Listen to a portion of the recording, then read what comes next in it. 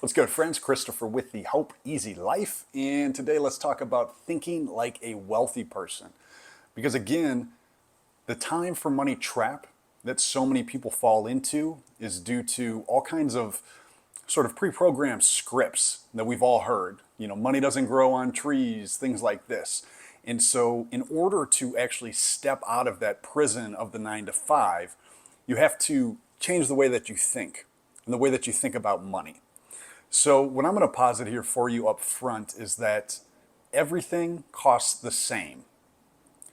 Now that's a tricky thing for people to understand that are in that time for money equation, thinking that time equals money or money equals time. Because let's say, for example, you see a $50,000 car, you really, really like it, you might want to buy it. The math you do in your head is you say, well, I make $50,000 a year. That car, I don't know if that's worth 1 year of my life. And so you don't buy that car. And hey, that may be a sound principle if you're only making $50,000 per month. The problem is, if you're stuck making $50,000 per month working some sort of a job, your ability to earn more than $50,000 is limited. And it's even limited if you're in a sales position, because while many sales positions tell you they have uncapped commissions, they may be uncapped from a financial standpoint, but there's other restrictions that come across them as far as market saturation, the amount of leads that you get, the product or service that you offer, what industry you're within. No sales job is truly uncapped commission. You're also getting a particular dollar amount per sale.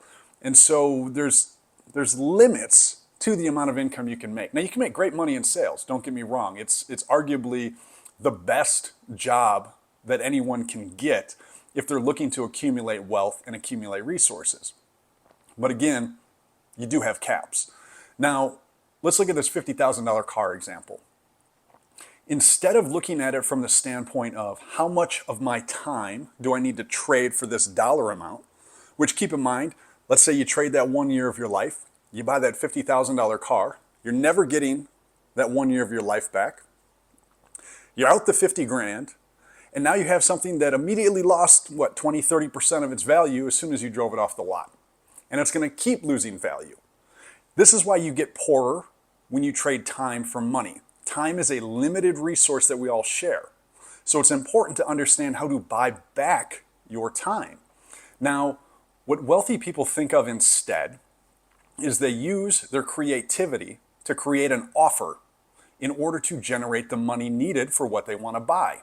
Because the point of money, contrary to what people may believe or what you may believe, as far as it's to pay bills, to buy things, to go on vacations, etc. The point of money is to make more money. This is how the wealthy think. And so instead of looking at that $50,000 car and saying, how much of my time do I need to trade for $50,000? The question becomes, what can I provide the market? How can I serve people through a product or service that they are willing to pay me, say, $5,000 for? What way can I generate a result for individuals that's going to take them from point A to point B that they value at $50,000, making that $5,000 price tag a no-brainer? Now, what happens? You sell that offer to one person. Well, now you've got the $5,000 and you still have the offer. So you can sell it to another person. Once you've sold it to 10 people, you've got $50,000. And unlike the work equation where you get paid on a 1-to-1 ratio for your time spent to get that money, this offer costs you one block of time. Maybe a week, maybe a few days, whatever the case may be. Maybe if it's a more extensive offer, it took you more time. But that single block of time can then be resold over and over and over and over and over again. And the people you sell it to aren't actually taking anything from you. Are you getting how this works? And so the reality is when I say that everything costs the same amount, it is all priced according to your creativity. It's lateral thinking. Now they've done studies. There was a famous study, I can't remember the name of it, but it had to do with, I believe it was somebody that was working with NASA, and they were looking for creative geniuses within NASA. And they developed this wonderful test to assess that within individuals within NASA. And they gave it to kids. What do you think the percentage of kids under the age of 5 that were identified as creative geniuses was. It was almost 100%. What do you think it was at 10 years old? Significantly less. By 20, very, very little.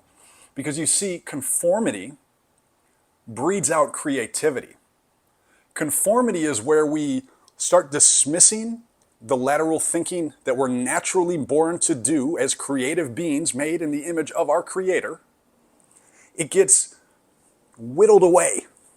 And so you start thinking like everyone else in this narrow band of thought.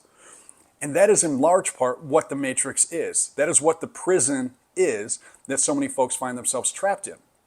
So the trick is, if you want to be wealthy, if you want to escape the cage of the 9 to 5, of the time for money trap, is you need to create income producing assets. Again, things that you work on once and you can sell forever. These can be books, podcasts, various social media content. These can be courses. These can be webinars. These can be group classes. All sorts of different ways in which you can create something that people will pay you for.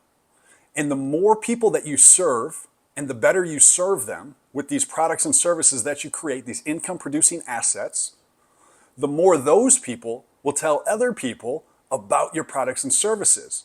And again, that's when we reach that stage that every business owner, every entrepreneur wants to get to, of being oversubscribed, where you have more people demanding of your products, services, and time than you actually have. Again, we all only have 24 hours in a day. That's a scarce, finite resource. So as that demand goes up, but the supply stays the same, what happens to your pricing? Well, that goes up. And this is why you have various people that get paid $250,000, $500,000 to speak in front of an audience for an hour. This is how people end up making choices that increase their time. So again, the poverty mindset would say something like, paying somebody to clean my house is an expense. I don't have the money for that. The wealthy mindset would say, paying someone to clean my house brings me back my time, it saves me time, and with that time, I can generate income-producing assets. It is a significant better use of your time to be generating income-producing assets than it is to scrub a toilet, right? The same thing applies to everything. Now, of course, obviously, as you're building up your wealth, you need to be intelligent with your budgeting. You need to cut back. You need to keep the purse strings tight, because you're not wealthy yet. It's in building to this that you ultimately get to the point where you start buying back all of your time, because what you're doing is, instead of trading time for money and having that money go to bills, expenses, etc., you're trading your time for money, and then you're using that money to create income-producing assets. And then those income-producing assets pay for your expenses, generate a surplus to create more income-producing assets. Now again, service is incredibly important. While you are generating this wealth, give a lot of it away. Serve people. Give to charities. Give to churches. Give to random people that you see. Tip people very generously when you go out to eat. All of these things are going to get that money coming back to you in multiples. Because the way this universe works is God provides abundantly for those that serve. So the question is, are you serving yourself or are you serving other people? And if you're only thinking about serving yourself, I can assure you, you're not very wealthy. Maybe you're middle class, but you kind of have been stuck. And of course, if you live in America and pretty much everywhere else around the world, what have we seen prices do?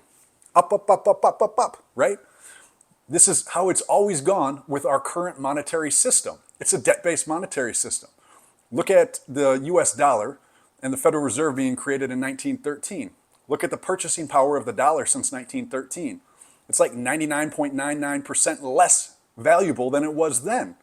This is a mathematical inevitability of this system. This is how it works. Because again, price does not equate to wealth, right?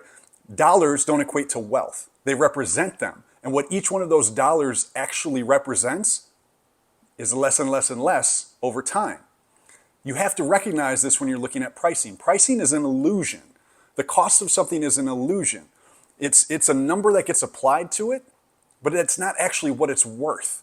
So again, you have to be thinking with a more wealth mindset, and this means invest in yourself, invest in creating income producing assets, use that money to increase the level of service you can provide, the number of people you can provide service to.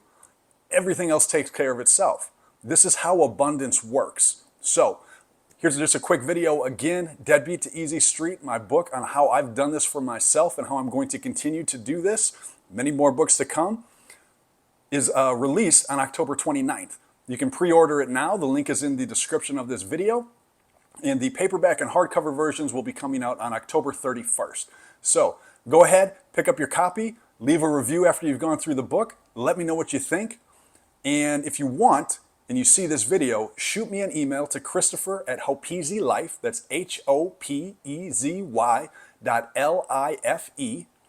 Send me an email. Let me know that you did a pre-order. I've got a special crypto plan in place for those that take advantage of this offer early and help kind of get the groundswell going. Because again, what I'm teaching people how to do is to go from nothing with this season of poverty that I've intentionally been in for a period of time, taking away my desire for material things, taking away my need to compromise my integrity and my ethics in order to make a lot of money like the world has told me to do.